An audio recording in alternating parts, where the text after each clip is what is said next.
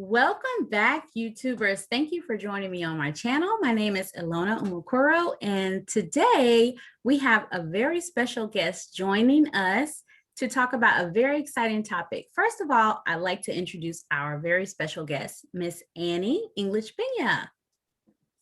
Okay, hi there, Ilona, and hi to your YouTube family. Just happy to be here and contribute in any way that we can to help this journey easier. Yes, exactly. I love notary networking. It's such a important tool to our business and where we can learn from each other and share things to better help, the clients and things that we serve. For sure, in total agreement. And as you were mentioning, just introducing myself a little bit, I am based out of Tennessee. I've been a notary for 14 years. And now that things got crazy during the pandemic, work hours got cut, and I saw myself finding a way that I could expand. And through the Notary, National Notary Association, through the NNA, I bumped into notary signing agent. And so since October 2020, I've been a notary signing agent, RON certified, and here to share anything that we can help your community with the different forms like the 1003. On the side, I have something else going on, but maybe we can discuss in a bit. All right, that sounds good. We're excited to talk about that. So you're a bilingual notary, correct? That is correct. Yes, I did grow up in a household where it was encouraged that we speak our family's second language, which was Spanish. But then through life, and many of you bilinguals will relate to this, you kind of stick to one language more, like English, but your parents and your grandparents are like, you need to also remember your Spanish. So through that, I did study it so that I could keep up with the speaking, the writing, but it comes in handy because now our customers, we have diverse communities, and it's always nice that you can lend a hand. This is so true. I know I've seen, go ahead. No, Ilona, I was just going to say, many don't know this, but Ilona is also bilingual. Yes, so I am. I also just throwing that out there. In English. Yes, it's so true. But I know I have seen those requests where a signer may request a notary in a preferred language. And what are some reasons that you found that some signers, even if they speak English, may ask for a notary in their preferred language? That's a really good point, Ilona, because as many may know, and maybe others, this will be an interesting tidbit, when you grow up with two languages, sometimes, and we jokingly say Spanglish, sometimes you even think in a third language. Sometimes you think you're thinking in English, but all of a sudden you can't remember the English word and the Spanish word pops up, and vice versa. Yes. So that's why it's so interesting that when we serve our clients, they may be fully English speaking. That's one category, as you mentioned, or they may be more so inclined to Spanish. And there's varying degrees of percentage, like 80-20, 70-30. That's just what happens when there's, two languages involved in our little brain. Exactly. And so sometimes they may just feel comfortable hearing it in Spanish. That is maybe a mother tongue that will help to grasp the concepts better. Exactly. I know that's been my experience. That's what I found. Yeah, that's been my experience as well. And so like some well-meaning notaries may say, well, I want to keep, my number of signings at a certain number. I know this order is asking for a bilingual notary, but perhaps I could use something like Google Translate or something like that to help me in this assignment.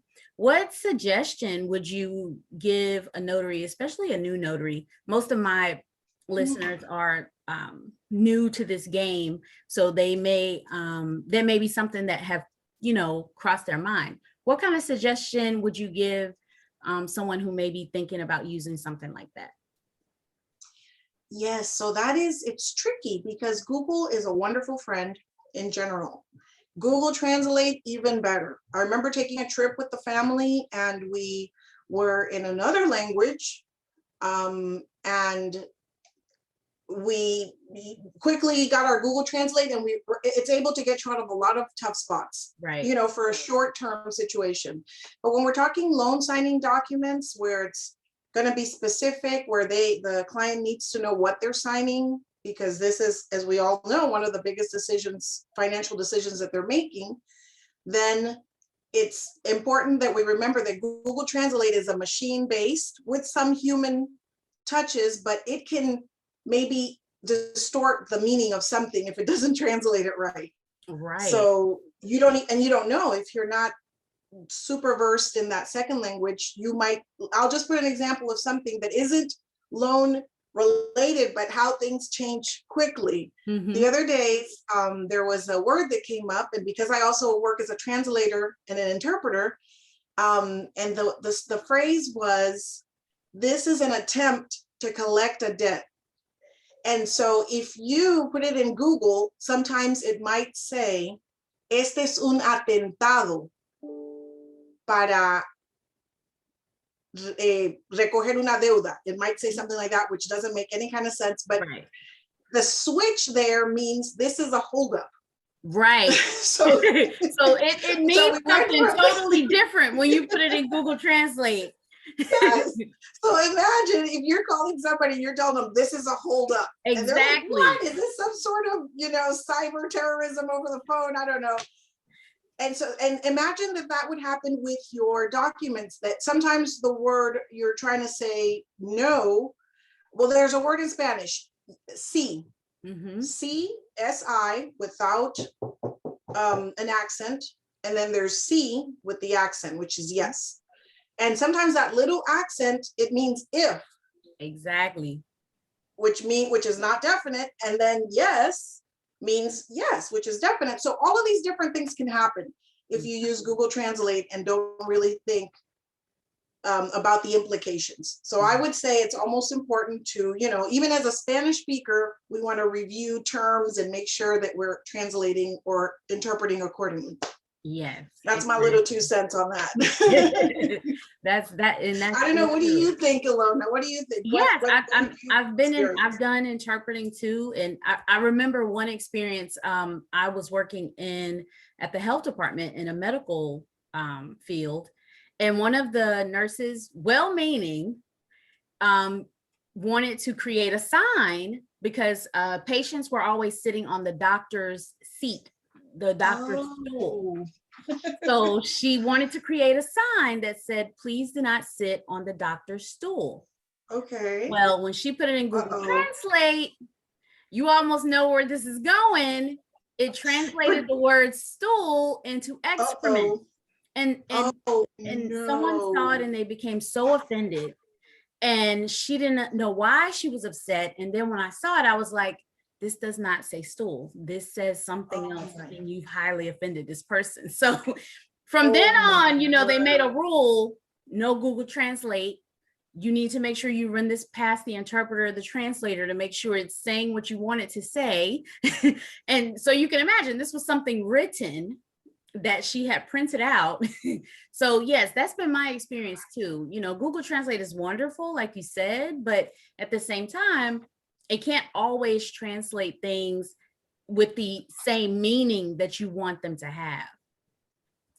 So for that reason, for any notaries out there who may have, thought, well, this is a good tool, it's just best if they think it through. Yeah, if they request a notary in a preferred language, it's best to just, avoid that and let them do that. If you're proficient in a language, or if you're nearly proficient, or if you're learning to be proficient in a language, that's a little bit different, but definitely. And I think too, it gives respect to the signer. They asked for someone in this language, so they have the right to that service. Right. That is a good point. Yeah. Absolutely. And a very interesting topic. Like, we could go off. Oh yeah. Maybe I'll do a video and invite you. Yeah, and sure. I would love that. about those and the word escapes me right now, but there's when we think, oh, here's another one. This is the classic one that's happened to many of us bilinguals. And this, well, particularly I was like 8, and this is my introduction to, no, you just don't take a word from English and it's transferable, and you don't take it from Spanish and just imagine that that's the right word in English.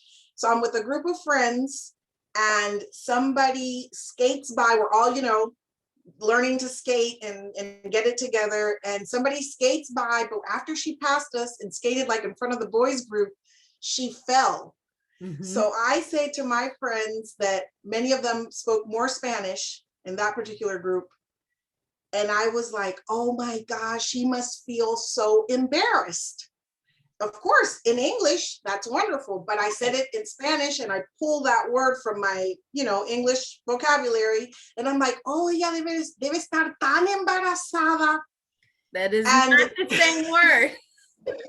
For those of you who speak Spanish, you know why that is funny. And for those of you who don't, if you take embarrassed and try to say it in Spanish, there's a word that is similar, but it means pregnant. So I was saying, oh, when she fell in front of those boys, she must have felt so pregnant. And of course, I didn't know that. And my friends that knew more Spanish, they were laughing, and it was a running joke for a while. So to say that is a very interesting topic. Not everything is, word for word. Exactly. So you definitely have to be careful with that. But definitely, if you are bilingual, that's something that can set you apart in this industry, or if you speak any other language, really. That is a good point. Yeah, because to make sure that they mention it in their NNA profile. Exactly, definitely advertise that. If you speak German, if you speak sign language, if you speak any other language, it's good to market yourself that way. So speaking of marketing yourself and with other languages, there is another service that you offer. And what is that? Yes, we've been talking about it. It's called Apostilles, for notaries who are interested in knowing a little bit more about, and that's another word that ties into our topic of coming from another language. So many of you may know it as apostille, or apostilles, or even apostille. So basically it's a service, for those of you who may not know, where our clients, when they're looking for a notary, they may want you to notarize a form, and then they say, do you know how to get it apostilled? Which means it's an extra step of certification, but in this case by the Secretary of State, generally of each state, so that document can be presented internationally. So I do have a course on that. I'm working on getting it where you can see it recorded, the recorded version from my website. Right now I'm offering it in another platform, but it all started that I created the course so I can offer it from my website, either as a live class or a pre-recorded. So those of you who may be interested, just go to annienotary.com. and you can book a little 10-minute consult. I can explain about that. Or if you want to text me at 931-486-4004. And that phone number is just for texting, but you're all welcome if you'd leave a little bit more information about that. And I've been doing apostilles for about 10 years. So I've learned a few things here and there that could be helpful to adding that as a income stream to your notary services. Oh, yes, definitely. I got the number. I'm going to be texting you and going onto your website, because that's something that I've been wanting to learn more about as well as apostilles. So this is a great, segue. That is wonderful. Thank you for giving me that opportunity also to mention it, Alona. And I love your channel. Those of you who haven't subscribed, go ahead and, like they say, subscribe, hit the notification bell, because that way Alona can continue to create great content and invite other speakers, which to me, it was just a privilege when I got the email and then the call. It's like, do you want to collaborate on this? And I thought it was wonderful. Thank you so much. I'm so grateful that you want to. So what do you think if we do another video, maybe breaking down one of those Spanish loan documents? That sounds interesting. Sounds good. I'm game. Yeah, All I'm for right. it. So we're going to do that, and I'll put a link down below so that you can follow us on that video. And I'll also make sure that I include your website so that people can find you and learn more about Okay, Apostilles and learn great. about your program and how to enroll for your class. That sounds exciting. Perfect. That sounds like a plan. And if they only need mentoring, I also do that where it's mentoring on the sense of questions that have to do with apostilles. Yay, thank you. I got my apostille mentor. Yay. All right. Well, thank you so much for joining us, Annie. And we'll be back in Yes. another video to talk about one of those Spanish loan documents.